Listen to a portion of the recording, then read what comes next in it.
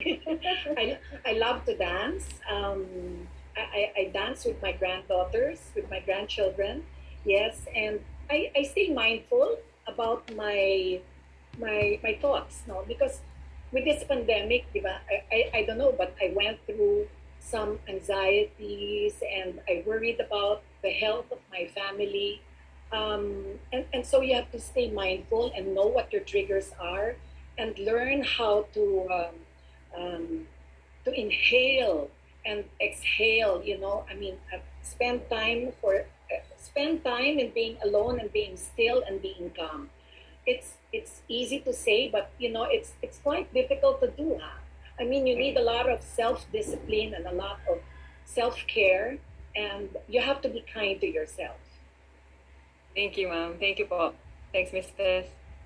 Thank you, Kate. I can relate to Ma'am Charo. I always tell po. How do I take care of my heart? I take care of my heart by honoring my feelings. Um, Pagbata kasi tayo, we try to repress our emotions, di ba?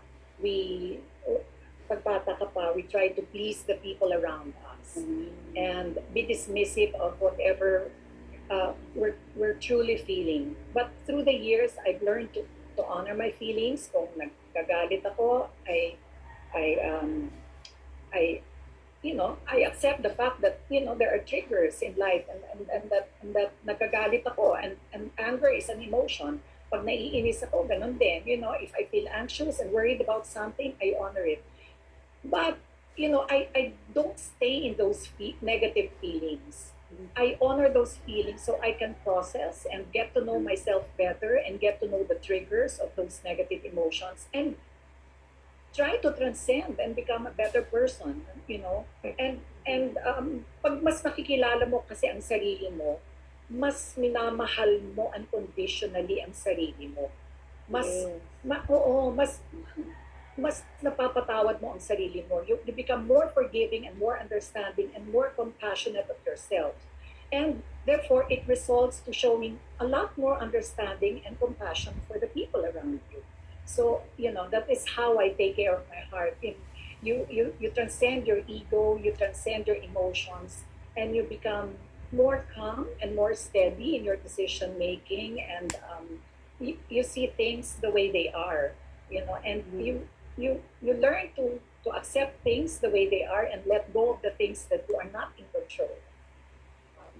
Yun, para kalmado lang ang buhay. Para kalmado lang. That is definitely what we want, na chill lang tayo sa buhay natin. And that also allows us in turn, di ba, to take care of the people around us relating to what James Humarang of Tech and Lifestyle Journey. Yes. Well, as for me, I don't follow a very rigid, strict diet and a very rigid lifestyle. I do whatever makes my heart flutter. But everything has to be in moderation, and you have to be mindful. You just have to be mindful na hindi mo sinasagad ang sarili mo. Whether pagkain yan, whether mental stress yan, whether physical stress yan. You should also find time to nurture your spiritual growth. Diba? Kasama yan eh. It comes as a holistic package. But yes, once in a while you indulge in the little pleasures of life. Otherwise, it's going to be boring. Exactly. Thank you. Great to see you. What about Piolo? Meron bang time na nag-let Kompleto, may main, may dessert. I love it. Yeah. Thank you so much. All right, we move on to the next question, Ma'am Des. Thank you. Parang nagutom ako, pero kumain naman ako. We're excited to hear from CSC kasi syempre, you have granddaughters na eto, pwedeng pinapasok mo na sa kanila yung tips on how to save as well. So ano ba yung mga tips na yun? Yeah, but I agree with Mateo and Piolo. You start young. When you're young and you're building a career, try to the best of your ability to save maybe even 10% of what you earn, put it aside, huwag kang matempt na gastusin. Number 2, live within your means. Diba? You can help yourself. It's also about another human being. And Sun Life has offerings in every stage of one's life, whether you want to become an entrepreneur, you want to secure the future of your children, protection for your health and your loved ones. And so, really, I mean, Sun Life is such an anchor in my life. It has provided me a sense of security, and that has been the guiding post in my life. No? Invest in things that will bring you a sense of security. I think that is one most important value that the young people should think about, and live by.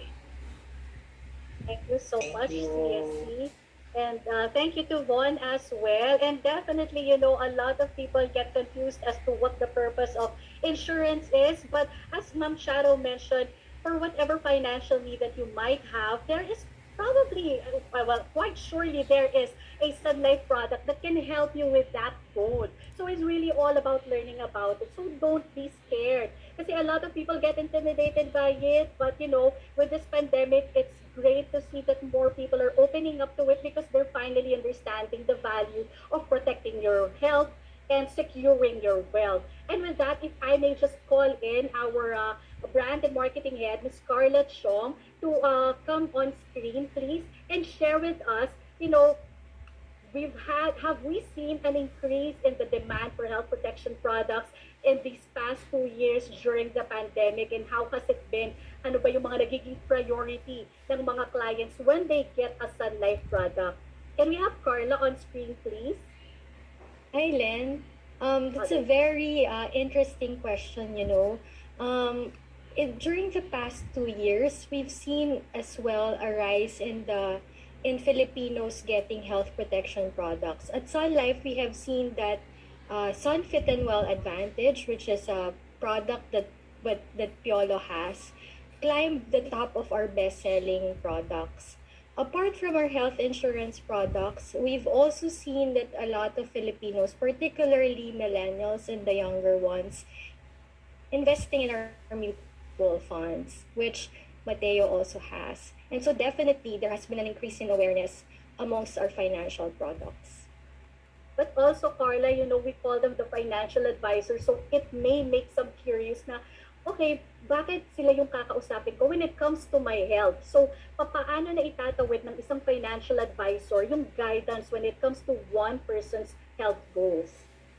All right. So, as mentioned a while ago, we think living a healthy lifestyle is just, eating nutritious food, taking supplements, exercising, and taking care of our mental health. However, there are certain risks that we also should be aware of. Particularly, if I can relate it to my own personal experience, you might think I might be in the best of health because I'm quite thin. I'm also living a healthy lifestyle. However, there are some risk factors that I have. Particularly, I'm predisposed. We have a family history of diabetes, a serious illness such as cancer. And so having that kind of predisposition, I'm highly at risk of getting a serious illness. I don't know when it will come, but I feel it's best to be prepared. And that's how Sun Life and our financial advisors can actually help Filipinos be financially prepared when that time comes. Of course, I wouldn't want that to happen to me, but having that form of security right away assures me that whatever impact an illness will have on my finances, I won't be a burden to my loved ones. Thank you so much, Carla, for sharing that. Ako, I'm sure a lot of our guests as well napapaisip na rin ano nga ba yung mga predispositions na meron tayo. Aside pa from the risks of this pandemic alone is really enough to make us think of all these, how we are, financially protected in case an illness comes up. So there you have it. It's something really for us to think about, diba? And definitely, if we pursue it, something that is worth it. All right? So with that, we move on with our next question. Miss Tess, please. Okay, Len, we have Alison Australia of pep.ph. Hi, Alison. Hello, good afternoon. I hope everyone is having a great Piolo po. Of the hospital, but thank God that okay naman siya. He's now None naman, because I invest only when from a lot of the learn to appreciate myself and to be kinder to myself because he accepted rewards in the way. And I learned the meaning of unconditional love because of my husband. And yes, I've lived a full life and imperfect, but a full life.